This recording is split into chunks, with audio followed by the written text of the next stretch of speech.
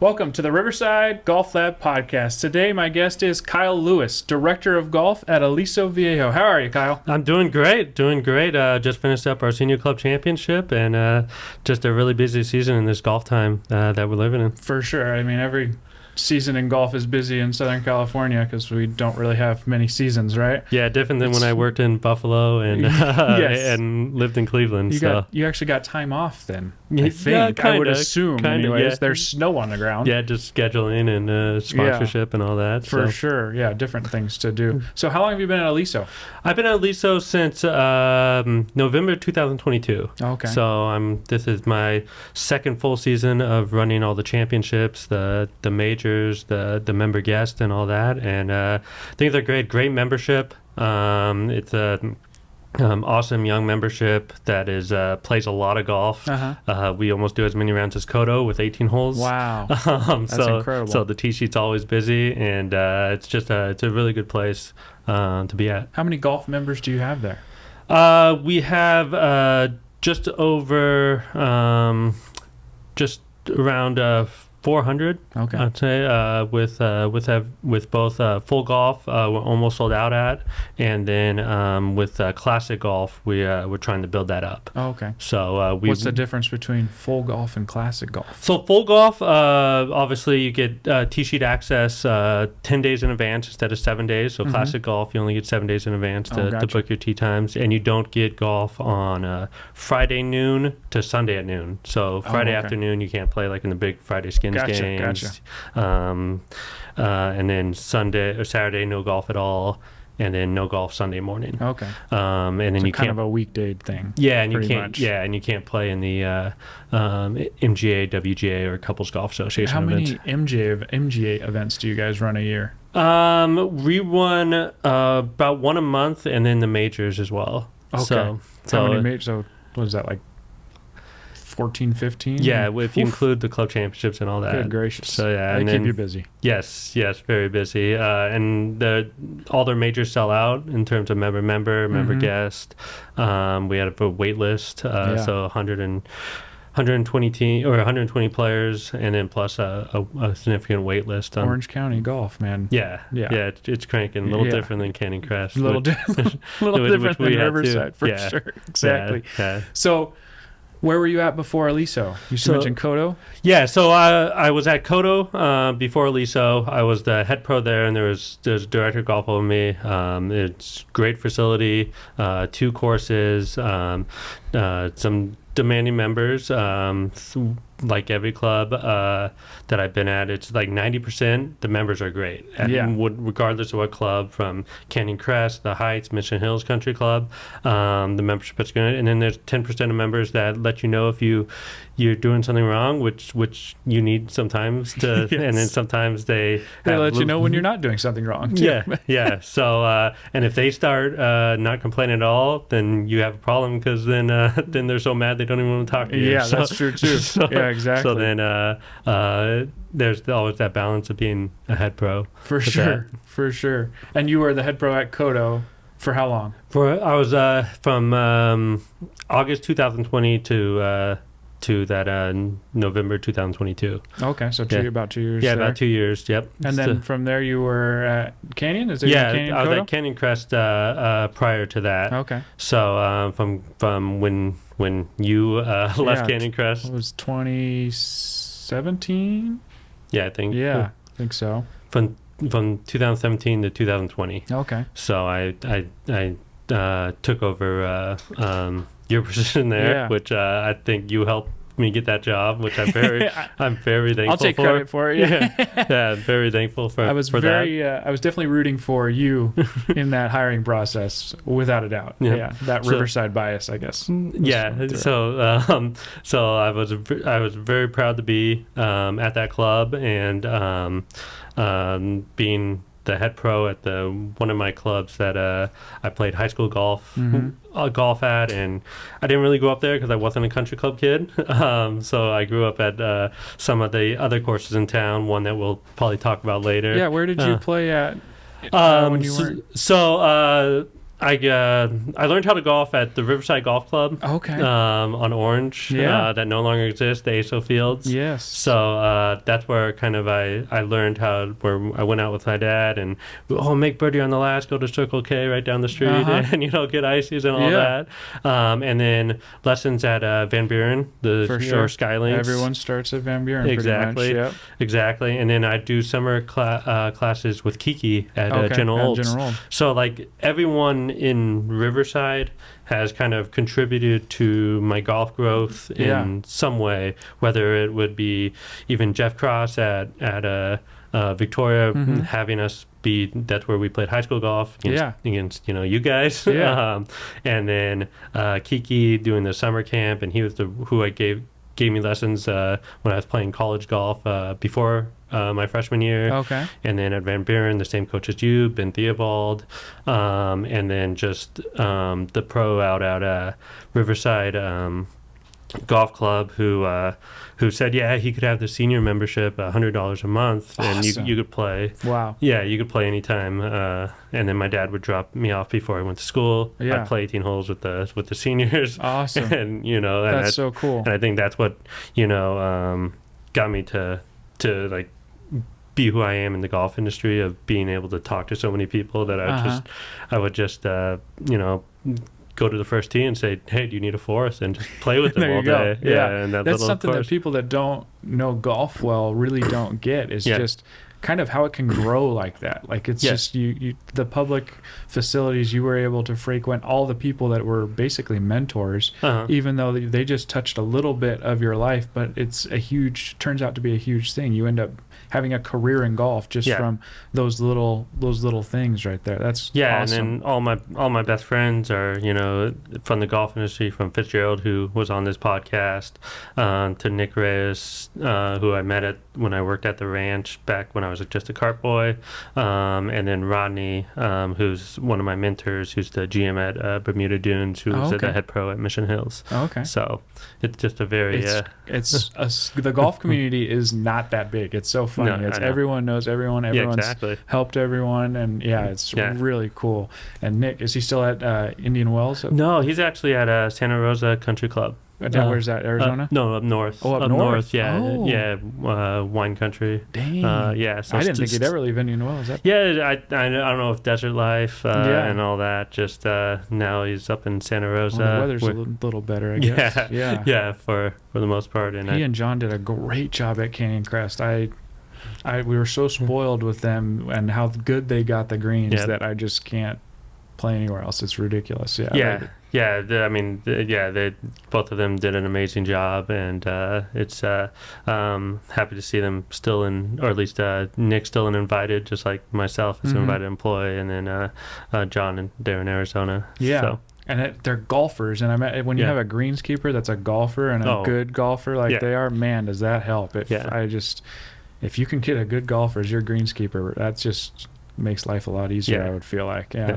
So we'll just keep going backwards. Where'd you go to college? So I went to college at Baldwin Wallace University. Is that in Ohio? Yeah, Berea, Ohio. So just south of Cleveland. Okay. It's where the Cleveland Browns headquarters are located. Oh, really? Yeah. So like the street, instead of being yellow and black, the middle of the street, it's brown. Brown and orange? No, it's orange and white. Orange and white. Yeah. Okay. Yeah, nice. so it's That's really cool. Yeah, so it's funny because I wasn't the greatest high school golfer. Not like yourself, who was really peaked good. A little early. I don't know about that, so like I was lucky to make my high school team. Like, do you remember Coach Sage at Poly? Yeah. So he retired before my freshman year. Yeah. So I had Coach Cochran. Okay. And I was playing basketball, so I wasn't able to make the full tryouts. So he just kind of let me on the team, I think. Oh, there you go. Because he played basketball with my dad. Yeah. And so then I made the team, and Poly, pretty good really team good. Usually. Yeah. So I was out there shooting in the 50s. Everyone else was like playing Division I golf.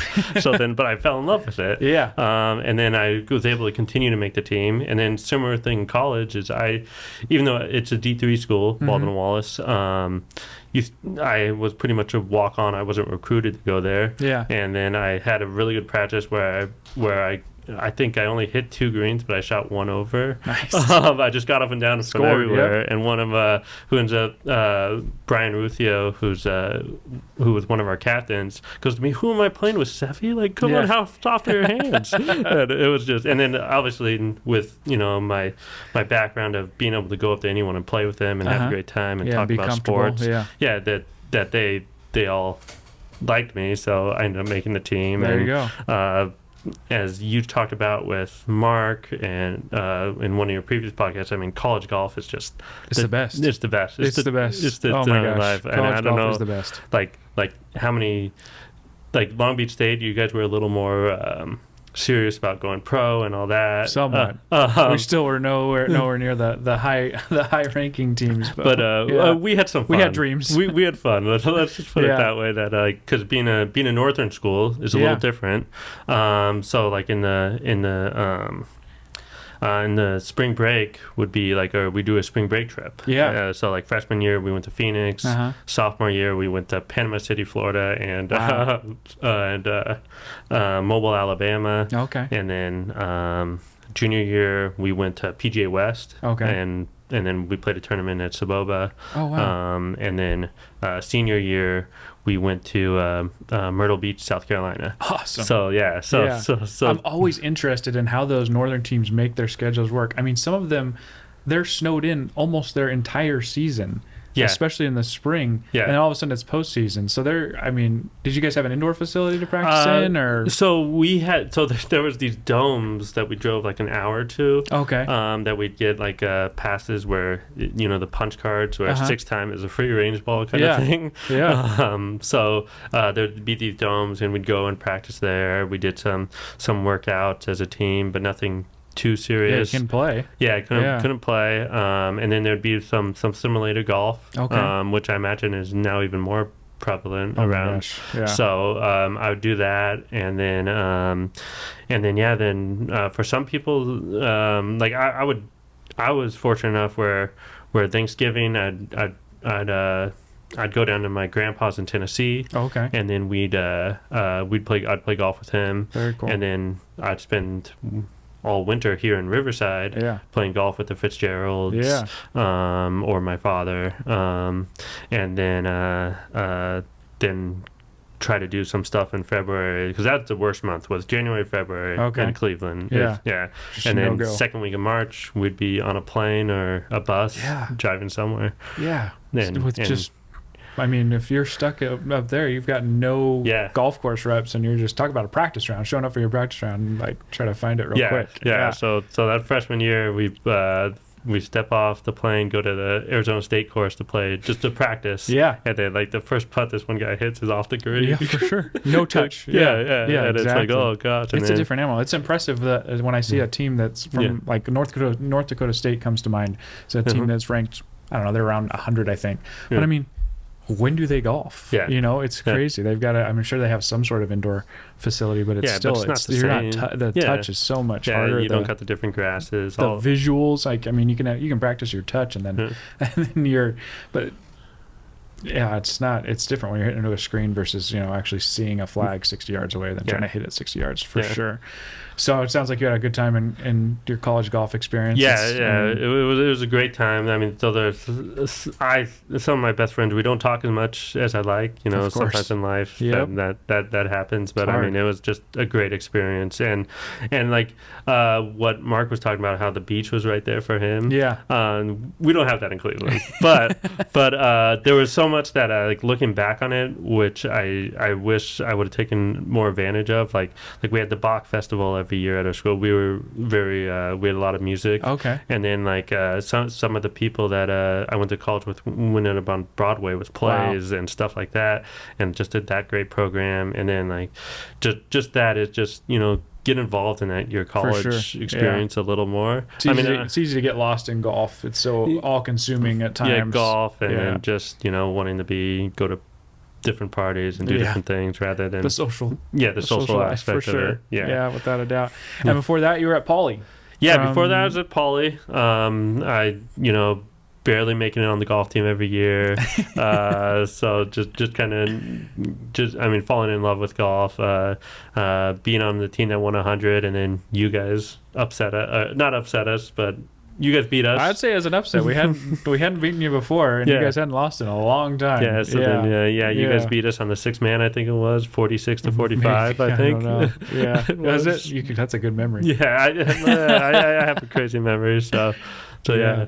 So you were 08 to 2012, is that? No, I graduated in 08. Graduated in 08. Okay. Yeah. Okay. Yeah. So who was on the team with you? Kevin, you said? Yeah, Kevin, Ortega, both Ortegas. The younger one was a freshman. The Bergnas, both of them. So Brian, I got the senior Bergna and the freshman with Brian. Gazzola was a freshman when I was a senior. How was Gazzola as a freshman? I don't remember his. He was good. He was probably our MVP. Really? Brian was older. Oh, so you missed Eric. If Gazzola was a freshman, then you missed Eric. Yeah, Eric was the year. So it's funny that I actually know Justin better than Eric because I went away to college, and then I was the head pro at Canyon when he was coming through CBU. Yeah. So and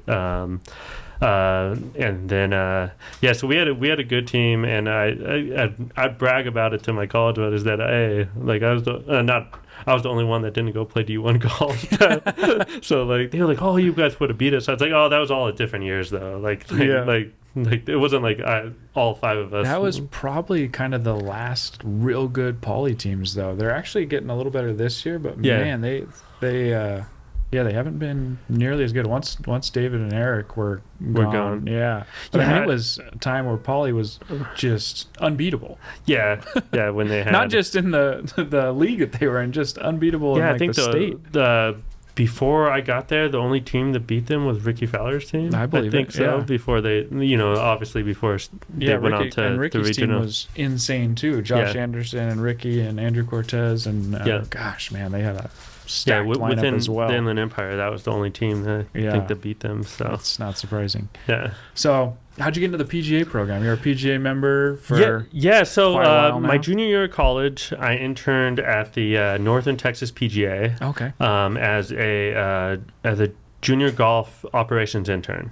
So Monday through Friday, we were at a different facility running a junior golf tournament. So they'd send us the list. We had these little laptops and printer that would print off the scorecards and the tee sheet in our apartments that we were living in Dallas. That was the summer of 2011. Okay. So the Mavericks won the title that year. Oh, fun year. And then upset the Heat. Oh my gosh. And then of course being in Cleveland, that was when he left. Yes. So and then there was me and another guy from Ohio. So you were definitely rooting for Dallas. We were rooting for the Mavs. We went downtown. Seeing the grown men cry was just about a sports event was interesting. And then of course Cleveland wins, and me and my dad are later in life. But it's funny how that went for full circle. Crazy. But it was great being down there, getting that experience with the PGA of America. So just running tournaments, and kind of we had 2 of us, or there was 3 of us on a team. So me and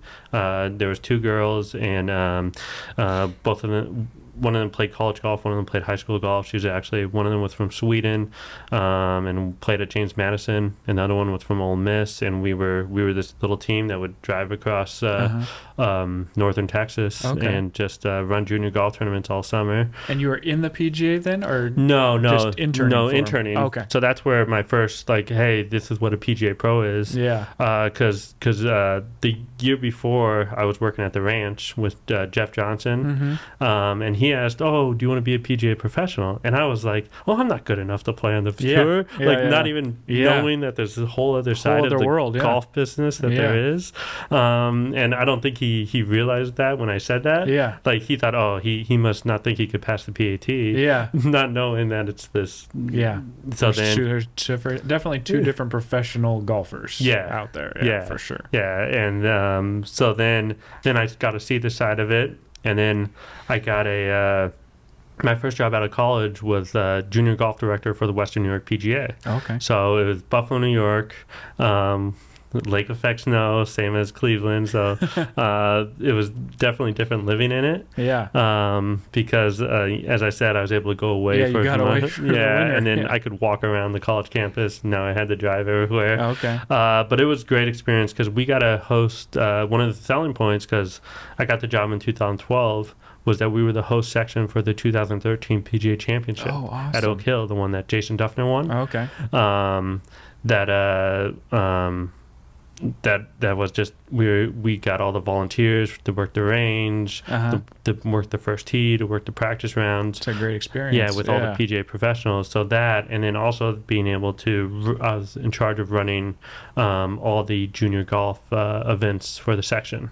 So we were the smallest PGA section. So we went from Erie, Pennsylvania to Rochester, New York. Okay. So up there in Western New York. So not quite New York, New York. So the Met PGA, I think, is one of the largest PGA sections, and we were way out in the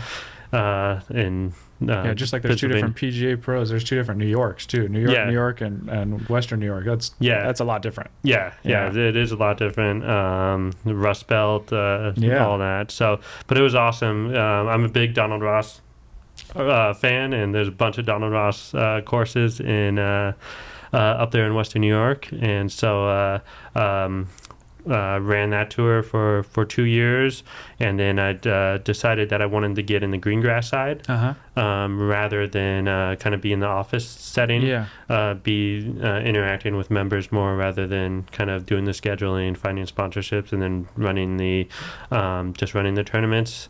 And then I moved to the exact opposite place, Mission Hills Country Club, out in Rancho Mirage, where it's 120. This time of year. So I went to be an assistant golf pro there. I passed my PAT while I was in New York. Okay. I passed my PAT and then got in the program when I became an assistant golf professional at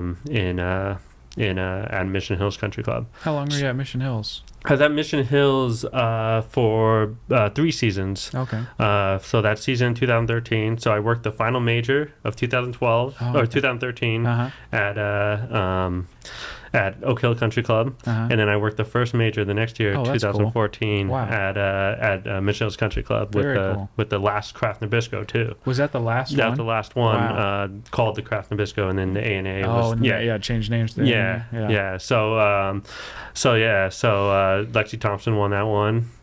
So it was really cool being a part of that. I was responsible for helping with the merchandise tent, so the volunteers of helping with all that profit line system, as you know. They use profit line? Yeah. So we used profit line from Club Corp down there, and then also worked the pro shop was open to the public. Okay. So the only thing that wasn't open was obviously the locker room there at Mission. You've been to Mission Hills, and then the restaurant was members only. So when you were there for the seasons, were you mostly at one of the main clubhouse, or were you? So they only have one there. Oh, okay. Because just the country club. The other two are public, and those aren't a part of that. So I was just at the country club there, and I was only ever there in the winter. So every summer I went somewhere else. So one summer I spent at Morgan Run, which they changed their name now. I forget what their name is. Did they? Yeah. They're under they're under new ownership. I didn't know that. But still managed by Club Corp. Oh, okay. So they changed their name, and then the second summer I spent at Canyon Crest. That's where we connected again, and we worked together when you were working there as an assistant before you took over for Jen. And then the next summer, Club Corp now invited, purchased the Heights in San Diego. And then I went over there to become their first assistant, and help them learn all their new systems, and kind of be be the more business side guy for Monty, who is more a great member person, great at running tournaments. But didn't know profit line. I mean, didn't know profit line. It's not something you want to have to know. Yeah, for sure. Exactly. And the Club Corp system, and and the whole the business side. So how old were you when you got at that point when you went to Bermuda? Bernardo, I probably 24, 25. And the experience you've had is crazy. You were in so many different golf courses in such a short period of time. That is awesome. Yeah. So, I mean, that's what I'm very, like a lot of some people talk down on Invited and Club Corp and those, but I was able to rise fast, and it gives you the opportunity to move around and learn a lot about business. There's pros and cons to everything. Yeah, because they're. I mean, obviously they're a business, and I think the Canyon Crest members would like to invited back currently right now. We could talk offline about some stuff there, and hopefully something I have up my sleeve soon. That'd be nice. They're excited about that. Yeah, what a tease. Yeah. So hopefully. But that's incredible. Yeah. I mean, I've worked at most of my life at 2 courses, and you've worked at more than that in 1 year. It seems like so that's awesome. I make a joke to like all the new members at Aliso now that said I pretty much worked at every invited club in Southern California. Not exactly, but if you need help making tee times and they're full on the apps, I can try to make some phone calls. It doesn't always happen, unfortunately, because of the where golf is right now and how busy it is. Yes. That they're like, hey, there's nothing till 1, 2 o'clock. Yeah. Because of golf. Yeah, golf. It's crazy this time right now. So you're wearing the Pinehurst shirt. Yeah. So I've got to ask you, did you play? You obviously like Pinehurst. Yeah, I love Pinehurst. So have you played the new version and the old version? I've only played the new version of Pinehurst number 2. So me too. I wanted your comparison as a Donald Ross fan. Yeah, so I've only played the new version. I love it. That's another great thing about Invited is they have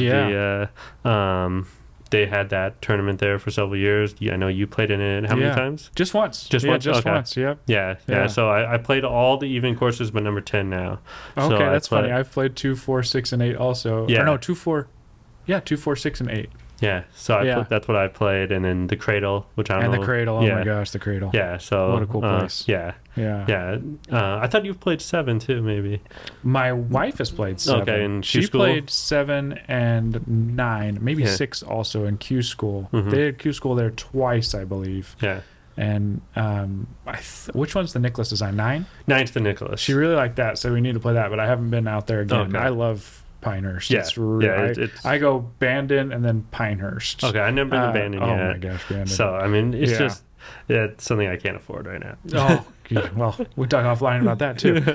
Yeah, you can. If I can afford it, you can afford it for sure.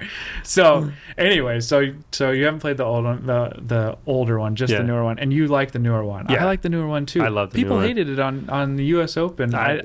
It's fun. Yeah. It's great. Yeah. It's I don't know what all the hate is about it. It's a tough track. I think Brandel, did his thing on that. Oh, Brandel. I don't listen to anything he says. I'm talking to more credible. I was looking at more credible sources than Brandel.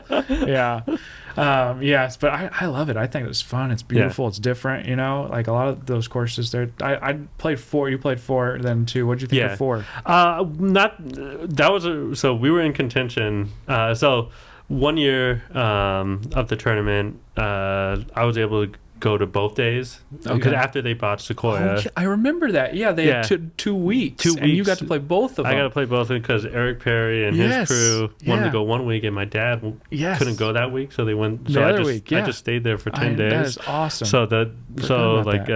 I was kind of getting my game in the groove. Yeah. Unfortunately for Eric's team. It worked for Eric's team. Yeah. So then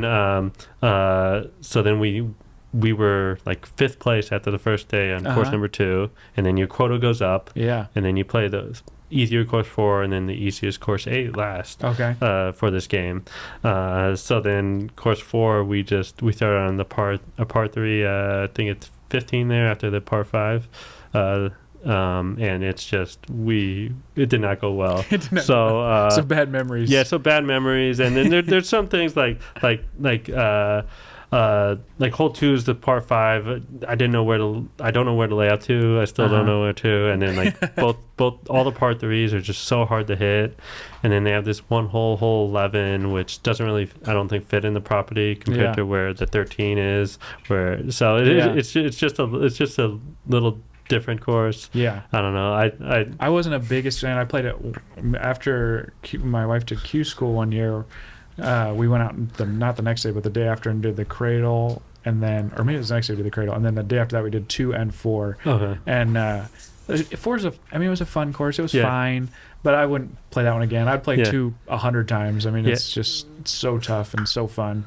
Yeah, and then I listened to one of the Friday golf podcasts with Gil Hands talking about the Frisco property, and then talking about how he does par 5s, and then I understood why he did it. So maybe now I need to go back. Back and try it again. Yeah, but now that you've got the ticket, the insider info on that one. Yeah, but then when I first played it, I'm like, what is he doing with this? Sure. Yeah. It is. They're beautiful properties though, and it's so amazing that like so many courses there. Yeah. And I mean, I've only been there, like I said, been there once or twice, but the weather has been amazing when I've been there anyways. Yeah, so it's a beautiful place. Yeah, and it was that second round we played was hot on course 4, and then we were dying, and it's cart path only, just like course 2, which I love. That I love the cart path only on both those courses. The cart paths are sand, they're not concrete, and they're just hidden in the trees, and you gotta walk, but I mean it keeps the courses so beautiful. I just, you walk them or cart.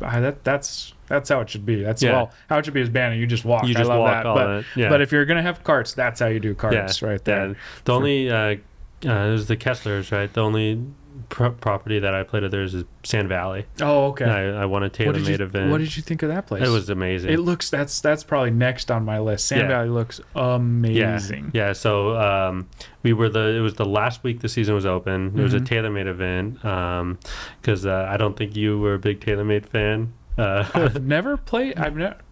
That's not true. I played TaylorMade in high school. I played the R540 driver.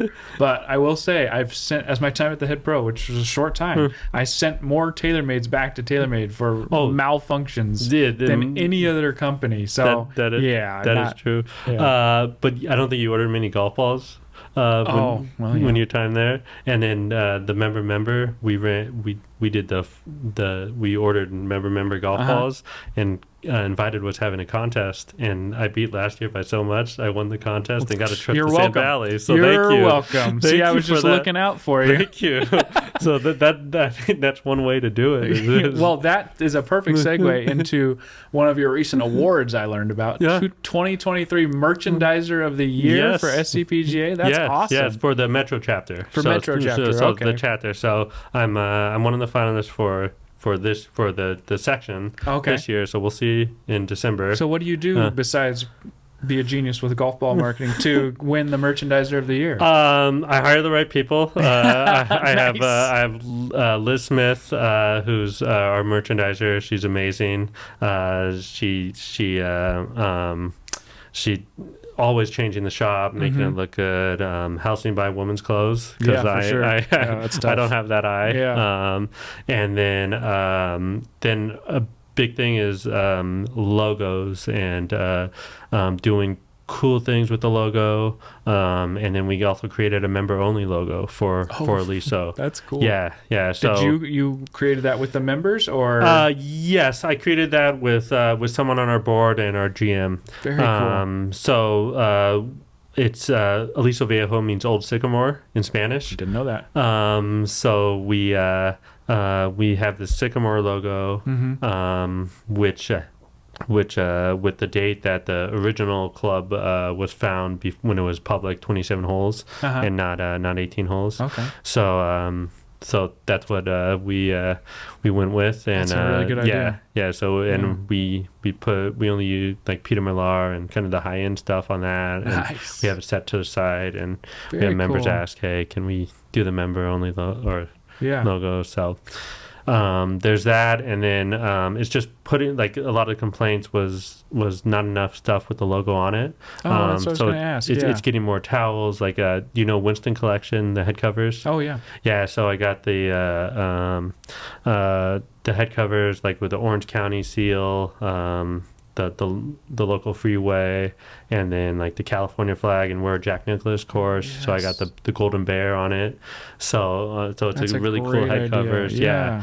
And then just doing stuff like that. T-shirts with the Aliso Viejo for people to wear in the gym and whatnot. Yeah. And around town. And usually people want to rep their club. Yeah, and then the big Aliso, the block lettering. Some people are against it. You got to have them though. Yeah, because people buy them, and they flew off the shelves because now that we have them and everything, so it's that was a really cool award to win. The goal is to win Golf Professional of the Year, so still got some work to do because there's some really good ones, for sure, with LACC and the Metro chapter, and then for the whole section, all those desert clubs and everything, and all the. How are those awards determined? Is it votes from the PGA members? Or? Yeah, so you get nominated by one of your fellow PGA members. Okay. And then you write something up of why you feel like you deserve it, and then it gets voted on. Okay. So.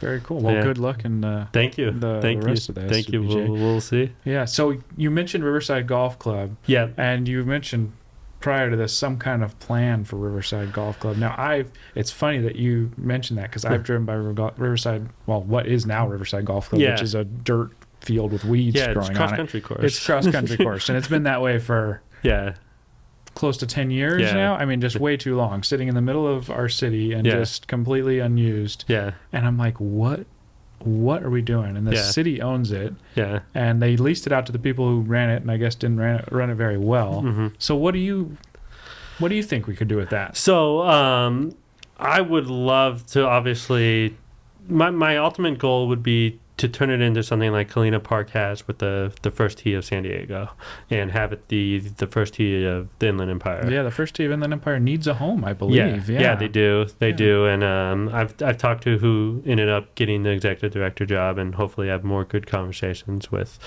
him on what we could do to help the youth of the Inland Empire. Yeah. But like my goal, and I would be to make a big driving range and then like a 9-hole golf course. So the driving range would go the opposite direction of what it went before. Okay. Kind of when they were doing the construction with the firehouse, how it kind of went out. When you hit over holes 9, 8, and 3. Okay. I don't know. No, I played it one time, and that was it. I can't remember. Yeah, that's it. I remember my high school coach, Mike Martin, said that if there was one course in the Riverside area that he could own and make as nice as possible, that would be the course. Yeah. So it obviously has a lot of potential. Yeah. It did. It did. I mean, it's still dirt, so it's the potential's still there. Yeah. So and there was nothing in that north side plan, unfortunately. Yeah. And so that would be the ultimate goal. I mean, you still have the clubhouse, so you have the ability to have one side of it be like where the banquet hall used to be for the kids, the after school programs, all that, and then the other side to be like the golf shop side, and then the cart barn area. So I think there's potential there for that. The one that I think is more likely is the Fairmont Park project that's I think coming up for bid soon, with what I've been told. And I've actually talked to Andy Staples, who is a golf course designer. Okay. Have you ever played Sandy Hollow?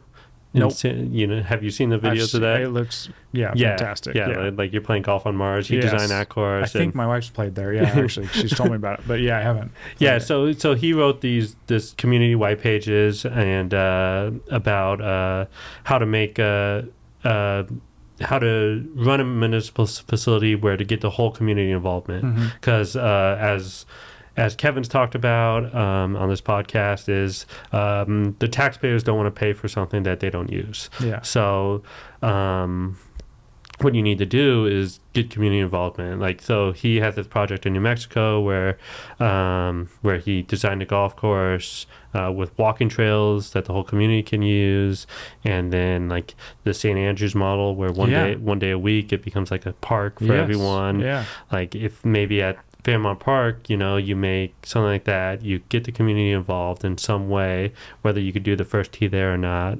kind of thing, there as well. Because I mean, that's my big thing is what golf has given me, as we talk about, is I want to do that for some kid in the community, in Riverside, and help as many kids as possible. Like that, that's the ultimate goal, in my life, and like being persistent on that. Like when I was the head pro at Canyon Crest, I tried to email Rusty Bailey, and and I'm persist. Like if anyone knows the mayor, please have her read these. Go on Staples Golf and Golf Design and read the community pages and see if this is something that we could do here in Riverside with Fairmont Park. So you definitely have to get some community support, but I think it's easier than you might think, especially with people like Kevin and the SCGA involved.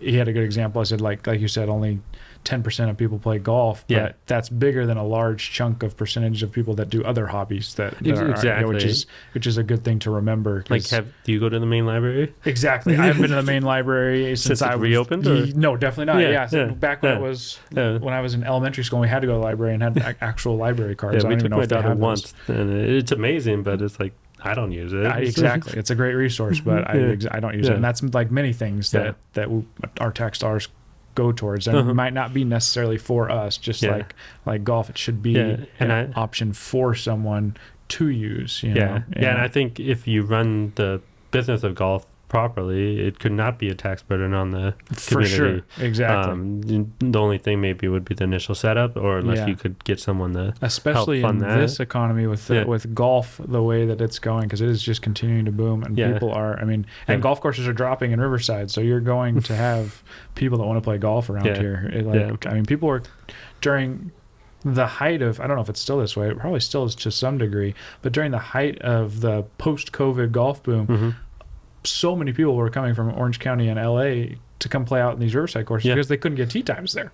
They couldn't play, so they had to go out here to play golf. And then Goose Creek raises their prices because of that. Without Corey a doubt. Corey raised their prices. And then so now you're looking at, we don't have enough golf courses for our public. For our population. Exactly. And like you said, they've played such a key role in how you developed. It's sad to see that not available for other young people growing up. Like I grew up at I started at General before I got to go to Canyon Crest. My dad said, like, if I got good enough, I got to go to Canyon Crest. But I was at General all before that, and doing the summer travel league back then was huge with Louie and Brian Bergna. It was huge for us. We'd go out on Mondays and get to play golf until we could no longer stand anymore. It was so big being able to go out there. And I took lessons with Kiki too. It's just, they're great people and great resources to have. You hate to lose them. It'd be awesome to bring one back. Because it's actually needed now. We don't have Paradise Knolls. We don't. Kevin ran through a list that I was like, oh my gosh. It's crazy. I mean, Moreno Valley Ranch, now Rancho del Sol is only 18 holes with no range. No Quail Ranch. No Quail Ranch. And you don't, it's hard to find a range. Like you said, expand the range at Riverside and do 9 holes. Like, Goose Creek is the only real range you have in Riverside. You can just hit a driver in it without fear of. Like at Aliso Viejo, we don't have a range. We have nets because, the property value is too high. So that, so. It's funny that they build homes on it. For sure. Without a doubt. It's funny that we have that kind of similar problem in Riverside. Like, how can you not find a range in Riverside? We've got some space out here, you know? We should be able to have a full driving range. Is possible. One side's for the public, one side's for first tee or Riverside Golf. Whatever. The SCGA is at Fairmont. And that's helped a lot. That's Kevin has talked. So, man, first tee at a revived Riverside Golf Club would be super exciting. The SCGA at an amazing Fairmont place. Both things would be the goal for sure. And then just obviously I would love to have big tournament golf in Riverside at some point, but because like my ultimate vision was because when I was going to college in Ohio, I first got this idea and then we stopped in Oklahoma City, and we played this place called Lake Hefner, which had a 36-hole 36 holes, and it was city run. Okay. And then Lincoln Park Golf Course, which is right by where the Softball World Series is. Okay. Which has 36 holes as well. Wow. And I'm like, oh my gosh, Oklahoma City, you're doing it right. Yeah. Like old school kind of golf courses that just looked awesome, good. And I was like, can we have 2 of these in Riverside that are 18 holes each? Yeah. Not doesn't need to be 72 holes, you Yeah. know, 18 holes each. And then now my goal is just get one really nice 18-hole course, right? And figure out a way to do that, and kind of talking that into the atmosphere of, hey, how can we do this? And then I was at a couple of Mondays ago, because being a head pro of a country club, we had Monday tournaments. And one of them was for this organization called Class Fund, which does agricultural scholarships. Okay. For things in the like that. And I was talking to them about do you have any golf course architects that like, and then like, oh no, but there's a project in Riverside that part of it is about a golf course, about Fairmont Park. And then I sent it to Andy, and then hopefully something down the road will come of that. Come of that. So, yeah. There's so much potential, and sat there for so long. I mean, they've got that north side plan for that Riverside Golf Club area. I don't know how far along they are on that. I've seen those signs for years now, and nothing happens, which I think is good, since I want to put a golf course there instead. Exactly. But that's a cool plan. I've always thought of both those things. Like when I saw the north side plan, they explained like walking trails and stuff. I thought, hey, you can do that with a golf course, can't you? I didn't know about that in New Mexico. I'll have to look into that. That's very interesting. And then the St. Andrews model, where one day it's a park. One day it's a park. So like if you could, or even if you could work with like Mary S. Roberts and do like a dog park then or with the city, the pound or anything, and be like, hey, like come walk a dog on the golf course or something like that, or another like maybe the first Sunday of every month do that, and then or have it be like a feeding day or something to help out our community. Yeah, there are definitely ways to let everyone almost get in touch with golf even more. And then open their eyes so to it. Like you have that day, and then you also have like SCPGA or SCGA on the side, doing lessons into a net. Yes, saying, hey, you could come here on a day we're open, and blah blah blah. This is what we can do at this facility, and then you have those memories of with your dog there on a Sunday, and then I play golf there on a different day, kind of thing. Yes, exactly. So it's just, so now you're connected and you're part of it. And just using that community. So what's next for you career-wise? Is that the next step for you, or are you gonna? We'll see. I mean, I love Aliso. The members are great. It's very good. The GM is great with the family life I have of having 2 kids.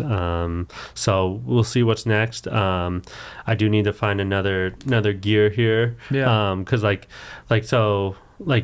every new place, it's like, oh, let me beat the last head pro in EBITDA, because that's a goal you set as soon as you get in. As soon as I get in, and let's try to grow it. How'd you do on lesson revenue at Canyon Crest? Lesson revenue, I didn't grow that, but we set the bar too high. You set the bar too high, but I don't think anyone's ever going to beat that. No, not at that range. You and O'Neill, just that was great. I mean, we did great things at Kodo with lesson because of Blake Jurgis, who was one teacher of the year. But that's a range. That's a pretty good driving range there. That's a facility. But even there, you can't hit range. No, it's still short. Yeah. You hit it into the street. Yeah, you hit it. So the golf ball goes too far. So that's another discussion. Yeah, that's a whole different day. We can rant on about that and technology these days. Well, Kevin Fitzgerald was saying the ball goes too straight. I mean, my ball doesn't go too straight, but maybe yours does. The way he hits it. But yeah, so that was always a goal. And then like last year, we killed it with how golf is. And then also like my Super Bowls are the member guest, and then like people come to the ones in Orange County from all over the country, and fly in from everywhere, and you're hosting a party for 3 days, and some people said it's the best one they've ever had there. Awesome. And then so like you finish with that, and it's like, oh, like I just won the Super Bowl, and it's like, now what? Now where do I go? So I got to kind of recalibrate what my goal is, and like with my team, one thing I really want to help be as a mentor, like so many people have been to me, is get a bunch of people through the PGA program and get them started in their careers, and that's something that I need to improve on as a leader. How many assistants do you have there? I have 3 teaching professionals, and then I have 4 people that help in the shop, and then I have a golf operations manager. Okay. So are they all in the PGA or just some? So I have 3 in the PGA program that are teaching, and then I have 3 others of the that want to, that are taking their PAT right now. Cool. And want to get in the program. And then the other one, the 4th, she's my merchandiser who does an amazing job, but she's not looking to be PGA. Her husband's PGA. And then I got a big staff of outside service. We have 11 on our outside service team. But yeah, so that my job, I feel like as the head pro, is to help all 18 of my employees hopefully get to somewhere else that they want to get to. Yeah. So whether like hopefully I'm able to grow lesson revenue the way you did at Canyon. What do you guys do for lessons there, since you don't have a range? So we kind of do Will Robbins' method of getting people on the course. I went through his classes, and trying to help people where you get in a group lesson, get them on the course, try to make double your hourly rate through group programming. Okay. It's kind of what my philosophy is with my team. And you're able to do that with as busy as you guys are? Yeah, so we got to block some times, and then we have a TrackMan. So, cool. we also do some TrackMan ranges, TrackMan stuff on the range, but it's getting them on the course, getting them in groups on the course, and just kind of those group settings. Very cool. Yep. Yeah. And you say you have TrackMan, so do you have some sort of a net or something that you So we have it's an 11 bay net. So and you could see the ball flight for about 15 yards. Okay. So yeah, nothing. Those are actually, I think that's better for learning, honestly, than a full range. A full range is great once you get to a certain level. And for beginners like Ricky and Jose, it's great to see the contact and get the ball airborne. Yes. So that is true. Very awesome. So you're looking for that next goal. Not sure what it's. I mean, like, this is the ultimate goal. Is to find a way to get a property in Riverside and be responsible for it, of kind of some operations for the community of Riverside. Very cool. I still live here. Yeah. This is where I call home, even though I lived in Cleveland. This is always home, and always to an extent will be. So it's figuring out how to make golf in the community in Riverside strive. Yeah, for sure. I love it. Yeah. All right. Well, thanks for coming in, and I'll see if maybe we can connect you with some people and get this gold started for us. Yeah. All right. Yeah. Thank you. Thanks so much. Yeah.